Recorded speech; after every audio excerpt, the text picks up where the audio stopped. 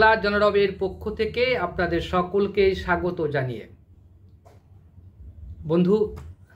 শ্রোতা বন্ধুদের কাছে আমাদের আবেদন, আপনারা বেশি বেশি করে আমাদের এই অনুষ্ঠান শেয়ার করবেন এবং সাবস্ক্রাইব হয়ে আমাদের পাশে দাঁড়াবেন। প্রথমেই বলে নিচ্ছি, কথাটা ভুলে যাই মাঝে মাঝেই, সেটা হচ্ছে যে আমাদের এক বন্ধু গতকালের ইরান ইসরায়েলের নিয়ে যে আমরা প্রতিবেদনটা পেশ করেছিলাম, বিশেষ প্রতিবেদন, সেই স্পেশাল প্রতিবেদন নিয়ে মন্তব্য করতে গিয়ে তিনি একটি গালাগালি দিয়ে বলেছেন যে আপনারা কোথা থেকে এই ধরনের কথাবার্তা পান, এই ধরনের খবর কোথা থেকে আমদানি করেন। সবিনয়ে বলি যে আমরা এখানকার গদি মিডিয়ার মতো নয়, যেহেতু ইউটিউব চ্যানেলে আমরা কথা বলি, সুতরাং গদি মিডিয়ার সঙ্গে তাল মিলিয়ে কথা বলতে হবে, তার কোনো কথা নেই। গদি মিডিয়া বা এখানকার সংবাদ মাধ্যম বিশেষ করে ইসরায়েলের খবর যতটা গুরুত্ব দিয়ে প্রকাশ করে, ইরানের আক্রমণের খবর ততটা গুরুত্ব দিয়ে প্রকাশ করে না।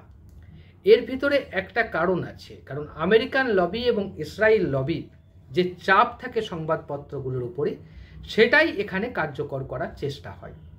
শুধু এখানে নয়, আপনি যদি সর্বভারত বিশ্বের ওয়ার্ল্ডের দিকে লক্ষ্য করে দেখেন, ওয়ার্ল্ডের কয়েকটি সংবাদ মাধ্যম যে খবরগুলো করছে, যেমন আল জাজিরার মতো সংবাদ মাধ্যম খবর করছে, ওয়াশিংটন পোস্ট করছে, ওয়াল স্ট্রিট জার্নাল করছে, এবং আপনারা যদি ইহুদিদের মানে ইসরায়েলের যদি ইসরায়েল রাষ্ট্রের যদি সংবাদ মাধ্যমগুলো দেখেন, তাহলে হারেজ নামে একটি পত্রিকা আছে, সেই পত্রিকা কিন্তু এই ধরনের খবরগুলো দিচ্ছে যে ইরানের আক্রমণে কিভাবে ক্ষতিগ্রস্ত হচ্ছে ইসরায়েল, সেই খবরগুলো দিচ্ছে। আমরা মূলত সেই খবরগুলোকে সংগ্রহ করে বিভিন্ন সংবাদ মাধ্যমের খবরকে সংগ্রহ করে সেগুলোকে আপনাদেরকে সেই কথাগুলোকে আমরা বাংলা ভাষায় তুলে ধরে থাকি। এর বাইরে আমরা কিছু করি না, আমরা খবর বানাই না, খবর তৈরি করি না। কারণ হচ্ছে খবরটা যেটা আছে, যে খবরটা আপনার গদি মিডিয়া দেখাচ্ছে না, গদি মিডিয়া যেখানে উল্টো সুরে কথা বলছে, আমরা সেখানে প্রধান সুরটা বেঁধে দিচ্ছি, যে সুরটা আসলে এই জায়গাতে, খবরটা সত্য খবরটা হচ্ছে এই জায়গায়। যেমন ধরুন আজকে কি হয়েছে, আজকে এটাও সত্যি কথা হয় যে ইরান যতগুলো ব্যালিস্টিক মিসাইল পাঠাচ্ছেন বা হাইপারসনিক মিসাইল যতগুলো ইসরায়েলে পাঠাচ্ছেন, ইসরায়েল থেকে ইরানের দূরত্ব হচ্ছে 2000 কিলোমিটারের কাছাকাছি, সেই কাছাকাছি বা একটু বেশি।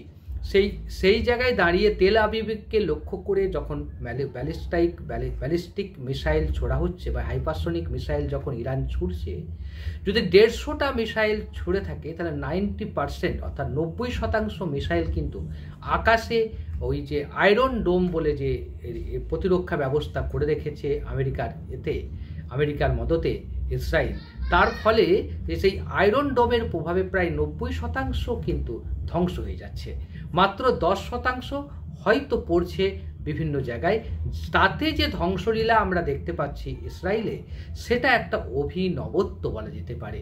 কারণ আয়রন ডোমকে ভেদ করে 5টা প্রণালীকে ভেদ করে, 5টা প্রোটেকশন, 5টা প্রতিরক্ষা ব্যবস্থাকে ভেদ করে ইরানের যখন ক্ষেপণাস্ত্র যখন ইসরায়েলে আঘাত করছে, সেইটাকে বড়ভাবে কৃতিত্ব দেখানোটাই যে কোনো যুদ্ধের যারা রণনীতি যারা তৈরি করে বা রণনীতির যারা খবর করেন, তারা এই খবরটাকে গুরুত্ব দেন যে 5টা প্রতিরক্ষা ব্যবস্থা থাকা সত্ত্বেও তাকে ভেদ করে কিভাবে ইরান ইসরায়েলের অভ্যন্তরে গিয়ে মোসাদের অফিস ভাঙচুর করেছে। অর্থাৎ মোসাদ বলতে ইসরায়েলের যে গোয়েন্দা দপ্তরের অফিস ভেঙে দিয়েছে, তছনছ করে দিয়েছে, পাশে মার্কিন রাষ্ট্রদূতের অফিসের উপর বোমা ফেলেছে, মিসাইল ফেলেছে, এবং তারপরে কম করে 60 থেকে 70টা বাড়ি ভাঙচুর হয়েছে এদের মিসাইলের ফলে। সেটা আপনাদের মাথায় রাখতে হবে। এখন কোনো বন্ধু বলবেন যে এটা কোনো কথা হলো, এত বড় যুদ্ধ, ইসরায়েল তো সব মেরে দিচ্ছে। ইসরায়েল মারছে, এটা সত্য কথা। ইসরায়েলের কিছু লোক, ইসরায়েল আক্রমণ করছে তো ইরানের দিকে। ইরান একটা বড় দেশ, এবং সেই বড় দেশের যে কোনো প্রান্তে যদি একটা ফেলে দেওয়া হয়, যে কোনো একটা প্রান্তে বোমা ফেলে দেওয়া হয়, তাতে কিছু না কিছু মানুষ মরবে, বেশিরভাগই মরছে সাধারণ মানুষ। অন্যদিকে আপনি যদি দেখেন, ইসরায়েলের যে ইরান যে আক্রমণটা করছে, স্পেসিফিক আক্রমণ করছে যে কোনো প্রতিরক্ষা দপ্তর, যেগুলো হচ্ছে ওদের গ্যাস রয়েছে, যেমন গ্যাসের যে সরবরাহ, যে গ্যাস রিফিলিং যে জায়গাটা, সেই জায়গাটার উপর বম্ব ফেলেছে। হাইফা শহরের উপর বম্ব ফেলেছে এবং হাইফা বন্দরের ক্ষতিগ্রস্ত করেছে। এইগুলো আপনাকে মাথায় রাখতে হবে, প্রথম কথা। দ্বিতীয় হচ্ছে যে ইসরায়েলের খবর বাইরে আসবে না, কারণ ইসরায়েলে চলছে এমার্জেন্সি, জরুরি অবস্থা। হারেজ নামক পত্রিকা দু একটা খবর করে দিচ্ছে, তারা শুধু খবর করছে এই কারণেই যে তারা দেখাতে চাইছে তারা নিরপেক্ষ এবং বোমা পড়ে অমুক অমুক জায়গায় ক্ষতিগ্রস্ত হয়, তারা এই খবরটা স্বীকৃতি দিচ্ছে মাত্র। হারেজ যে খবরটা করছে, যেমন ধরুন এরা বলছে যে মোসাদে বোমা পড়েছে, মোসাদের অফিসে, প্রতিরক্ষা মানে গোয়েন্দা দপ্তরের অফিসে ইসরায়েলের, সেটা কি হয়েছে? তখন দেখা যাচ্ছে যে হারেজ বলছে হ্যাঁ পড়েছে, হারেজ বলছে হ্যাঁ পড়েছে, ক্ষতিগ্রস্ত হয়েছে। এখান থেকে এই খবরের সূত্রগুলো বেরিয়ে আসে। যেমন আজকে যেটা হয়েছে, আজকে মঙ্গলবারে যেটা করেছে, যেমন খবর করেছে আপনার এই খবরটা যে করেছে আল জাজিরা করেছে, সম্ভবত আল জাজিরার খবর, আল জাজিরা করেছে। সে খবর বলছে যে মধ্য ইসরায়েলের রোহেভাতে অবস্থিত ওয়াইজম্যান বিজ্ঞান ইনস্টিটিউট বহু বছর ধরে এটি ইসরায়েলের সামরিক গবেষণার কেন্দ্র হিসাবে পরিচিত। সোমবার রাতে ইরানের এক ক্ষেপণাস্ত্র হামলায় প্রতিষ্ঠানটি ব্যাপকভাবে ক্ষতিগ্রস্ত। সোমবার রাতে, আজ মঙ্গলবার, গতকাল মানে আজকের রাতে আর কি, যে রাতটা চলে গেছে। ইরান এই হামলাকে তাদের বেসরকারি নাগরিকদের ওপর পরিচালিত ইসরায়েলি হামলার জবাব হিসাবে ব্যাখ্যা দিয়েছে। ইরান কথা বলেছে। ইসরায়েলের হিব্রু ভাষায় প্রভাবশালী সংবাদ মাধ্যম হারেজ গ্রুপের আওতাধীন দৈনিক দ্য মার্কার জানিয়েছে প্রতিষ্ঠানটির একাধিক ভবনে সরাসরি আঘাত লাগে এবং একটি গুরুত্বপূর্ণ গবেষণা কমপ্লেক্স সম্পূর্ণভাবে আগুনে পুড়ে ছাই হয়ে গেছে। এই গবেষণাগারগুলিতে জীবন বিজ্ঞান, কৃত্রিম বুদ্ধিমত্তা, অণুজীব বিজ্ঞানের উপর অত্যাধুনিক গবেষণা চলত। অর্থাৎ একটা বড় গবেষণা কেন্দ্রের উপরে হামলা করেছে, যেখানে সামরিক ব্যবস্থা কত উন্নত করা যায় সেই সামরিক ব্যবস্থা উন্নত নিয়ে সেখানে গবেষণা হতো, এবং সেই জায়গাতে ইরান বম ফেলে এবং সেটাকে ক্ষতিগ্রস্ত করেছে। এবং দা মার্কার প্রতিবেদনে লক্ষ্য করছে কিছু কিছু জায়গায় এলোমেলো হামলা করছে বলছে, কিন্তু ইরান ওই দা মার্কার অর্থাৎ হারেজ যে পত্রিকা গোষ্ঠী, তারই একটা পত্রিকা আছে দা মার্কার, তার প্রতিবেদন লিখেছে ইরানের এই হামলা কোনো এলোমেলো হামলা নয়, বরং খুব সচেতনভাবে বাছাইকৃত একটি আঘাত। কারণ এই ইনস্টিটিউটে বহু বছর ধরে সামরিক গবেষণাকে বৈজ্ঞানিক ছদ্মবেশে চালিয়ে আসছিল। কিন্তু আজকে আপনারা জানেন যে G7 বৈঠক হয়েছে। সেই G7 বৈঠকের কানাডাতে G7 বৈঠক চলছে। বৈঠক চলাকালীন সময়ে হঠাৎই দেখা গেল যে মার্কিন যুক্তরাষ্ট্রের যিনি প্রেসিডেন্ট ডোনাল্ড ট্রাম্প, তিনি হঠাৎ মিটিং ছেড়ে বেরিয়ে গেলেন, বলে আমরা খুব দ্রুত কাজ আছে, অনেক কাজ আছে, কারণ ইসরায়েল ইরানের মধ্যে লড়াই চলছে, ওদের মধ্যে ডিল করতে হবে। এখন কি ডিল করবে হঠাৎ করতে, যেটা তো উনি তো ওখানে বসেই করতে পারতেন, কানাডাতে বসে, হঠাৎ মার্কিন যুক্তরাষ্ট্রে চলে এলেন কেন, হঠাৎ ওয়াশিংটনে ফিরে এলেন কেন? এই প্রশ্নটা সবাইকে ভাবাচ্ছে যেটা, সেটা দুটো কারণ। একটা হচ্ছে হরমুজ প্রণালী বন্ধ করে দিয়েছে, ইরান। হরমুজ প্রণালী দিয়ে বিশ্বের 20% তেল সরবরাহ হয়, বিশেষ করে পশ্চিমা দুনিয়ার যে তেল, প্রত্যেক দিন কয়েক কোটি গ্যালন তেল ওটা দিয়ে বিশ্বেতে পাঠানো হয়।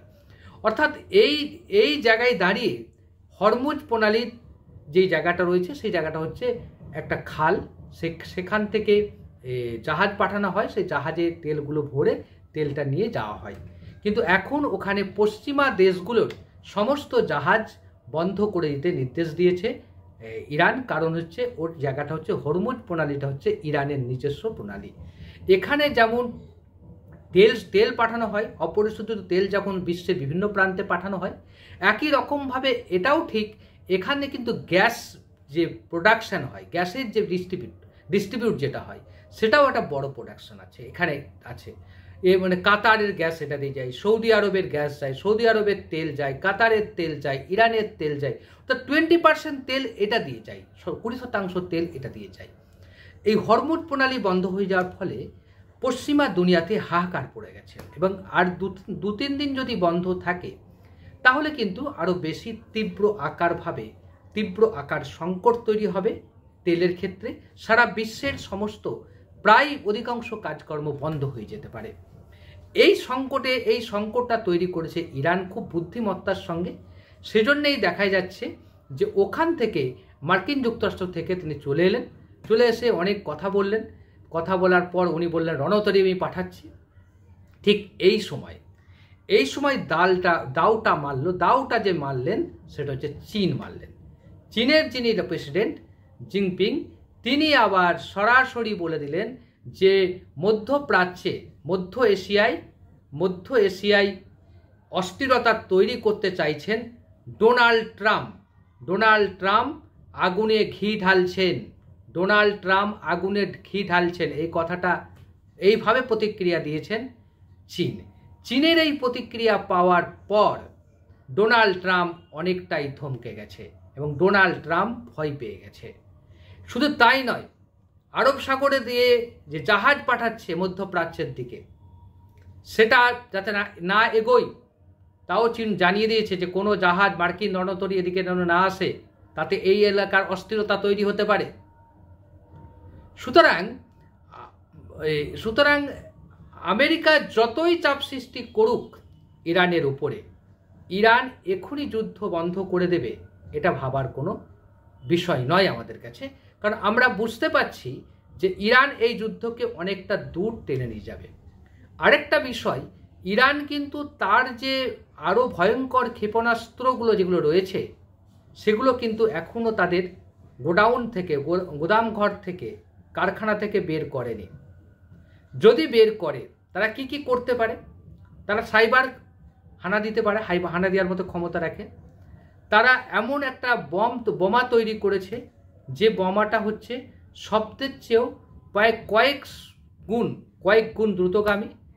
এমন একটা সিস্টেম তৈরি করেছে যে সিস্টেমটা তারা কাজে লাগালে, যে দেশের বিরুদ্ধে কাজে লাগাবে সে দেশ যদি ওটা ফেলতে পারে, সে দেশের বিদ্যুৎ ব্যবস্থা, যোগাযোগ ব্যবস্থা বিচ্ছিন্ন হয়ে যাবে। সুতরাং একটা জিনিস পরিষ্কার যে দীর্ঘদিন একঘরে থেকেও ইরান যেভাবে বিজ্ঞান চর্চার মধ্য দিয়ে তারা সমৃদ্ধ হয়েছে এবং আগামী দিনে তারা কতটা জয়ী হবে না সেটা বড় কথা নয়।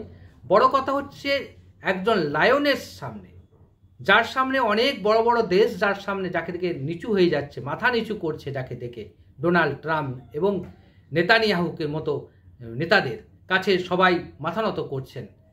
কিন্তু সেই জায়গায় দাঁড়িয়ে একজন মাওলানা বলতে পারেন, একজন ইমাম বলতে পারেন, খামেনি সাহেব, তিনি কিন্তু মাথা নত করছেন না। তিনি বলছেন যুদ্ধ শুরু করেছে ইসরায়েল, শেষ করব আমরা। আপনারা কি বলেন, এই যুদ্ধের পরিণতি কোন দিকে যাবেন? আপনাদের ভালো লাগলে লাইক করবেন, শেয়ার করবেন, সাবস্ক্রাইব করে নেবেন। আবারও বলছি, আমরা কোনো খবর বানাই না, আমরা খবর তৈরি করি না। খবর যেগুলো সত্য আমাদের কাছে আসে সেটাই আমরা আপনাদের কাছে পেশ করি মাত্র। ভালো থাকবেন এবং আমাদের বাংলার জনরব